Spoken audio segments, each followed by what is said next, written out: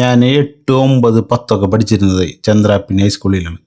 എൻ്റെ മക്കൾ രണ്ടുപേരും പഠിക്കുന്നത് ചന്ദ്രാപ്പിനി ഹൈസ്കൂളിലാണ്. മൂത്തവൻ 10ലും രണ്ടാമത്തവൻ 4ലും. അപ്പോൾ ഞാൻ ഓരോ കാര്യങ്ങൾക്ക് സ്കൂളിൽ പോകുമ്പോഴും എൻ്റെ പഴയ കാലങ്ങൾ എനിക്ക് ഓർമ്മ വരാറുണ്ട്.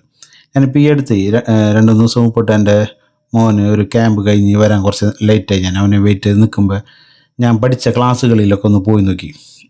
ലോക്കാർന്ന് നല്ല വരാന്തകളും വഴികളും പൈപ്പുകളും എല്ലാം നമുക്ക് ഓരോ ഓർമ്മകളും നമുക്ക് തരാം.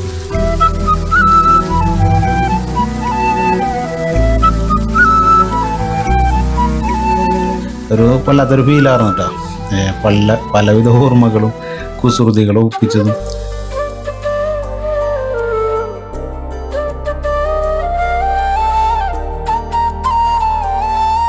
അങ്ങനെ ഞാൻ ഒരറ്റത്തൊരു ക്ലാസ് ഉണ്ട്, എൻ്റെ ക്ലാസ് അല്ലാത്ത വേറൊരു ക്ലാസ്സിൽ പോയി നിന്നപ്പോൾ എനിക്കൊരു കാര്യം ഓർമ്മ വന്നു.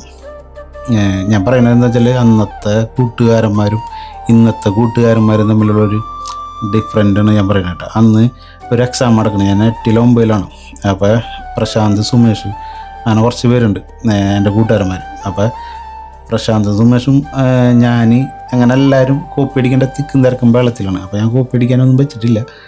അപ്പോൾ സുമേഷിൻ്റെ ബോക്സ് വെറുതെ തുറന്ന് ഞാൻ നോക്കിയപ്പോൾ 100 രൂപ ഇരിക്കുന്നു. അപ്പോൾ സുമേഷ് കണ്ടിട്ടായി തുറന്ന് നോക്കുമ്പോൾ ഞാൻ 100 രൂപ എടുക്കണപ്പോൾ അവൻ പറഞ്ഞു അതിൽ വെച്ച ഷബീറ എടുക്കണ്ടെന്ന് പറഞ്ഞു. അപ്പോൾ എനിക്ക് ഒരു ബനൊന്ന് മൂച്ചാറ്റാൻ വേണ്ടിയിട്ട് ഞാൻ പറഞ്ഞു ഞാൻ എടുക്കും, നീ എന്ത് ചെയ്യുന്നു വെച്ച്. അങ്ങനെ 1-2 വർത്താനായി. അതിൻ്റെ ഇടയിൽ പ്രശാന്ത് കയറിയുടെ വിട്ട് പ്രശാന്തിന് ഒരു അടി കൊണ്ട് ഇവിടെ പൊട്ടിയെന്നാണ് എൻ്റെ ഓർമ്മ. അങ്ങനെ സുമേഷ് പറഞ്ഞു ഞാൻ മാഷോട് എന്ന് പറയുന്നതാണ്. ഞാൻ പറഞ്ഞു നീ പറഞ്ഞാൽ നീ പെടുമെന്ന് പറഞ്ഞു. അപ്പോൾ അവൻ പറഞ്ഞു ഞാനങ്ങനെ പെടാം, നീ അല്ല എടുത്തത്. ഞാൻ പറഞ്ഞു നീ പെടും എന്തായാലും ഉറപ്പാണ്. അപ്പോൾ എൻ്റെ കയ്യിലൊന്നും ഐഡിയ ഇല്ല കേട്ടാ, ഞാൻ ജസ്റ്റ് ഇങ്ങനെ പറഞ്ഞു.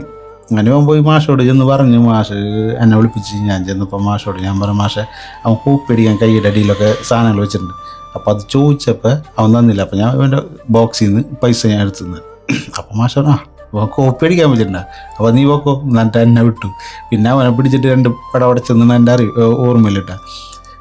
അത് ആ പിണക്കുണ്ടല്ലേ, അത് ആ എക്സാം കഴിയുന്നവരൊക്കെ ഉള്ളൂ. ആ എക്സാം കഴിഞ്ഞോടുകൂടി ആ പിണക്കം തീർന്നു. പക്ഷേ ഇപ്പോഴത്തെ കാലത്ത് പിള്ളേർ അങ്ങനല്ല. ആ പിണക്കായാലും എന്ത് പിണക്കായാലും മനസ്സിൽ കൊണ്ട് നടക്കും.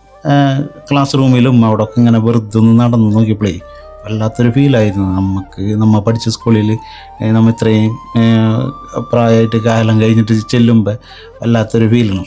അപ്പം ഞാനതൊക്കെ ഓർത്തെടുത്താണ്.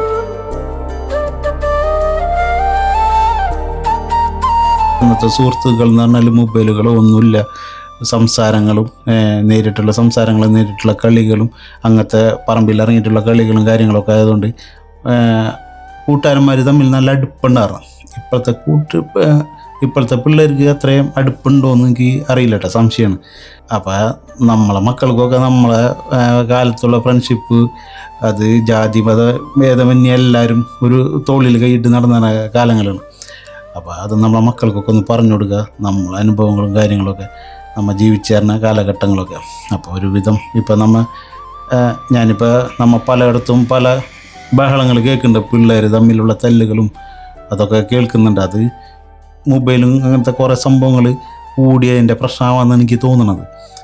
അപ്പം നമ്മളെ കാലം എന്ന് പറഞ്ഞാൽ എനിക്ക് തോന്നുന്നു മനോഹരമായ ഒരു കാലമായിരുന്നു എന്ന് തോന്നുന്നു.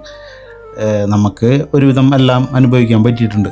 അതായത് പഴയ കാലമല്ല, എന്നാൽ അത്രയും ഇടനിലക്കാലം, പിന്നെ കമ്പ്യൂട്ടർ യുഗം, മൊബൈൽ യുഗം, അങ്ങനെയൊക്കെ നമുക്ക് ഉപയോഗിക്കാൻ പറ്റിയിട്ടുണ്ട്. നമ്മളെ മക്കളൊക്കെ എന്ന് പറഞ്ഞാൽ ഇപ്പോൾ മൊബൈലിനൊക്കെ അഡിക്റ്റാണ്. അപ്പോൾ ഞാനങ്ങനെ പോയപ്പോൾ ഒരു അനുഭവം കിട്ടിയപ്പോൾ ഞാനങ്ങനെ പറഞ്ഞു തന്നുള്ളൂ കേട്ടോ. ഓക്കെ.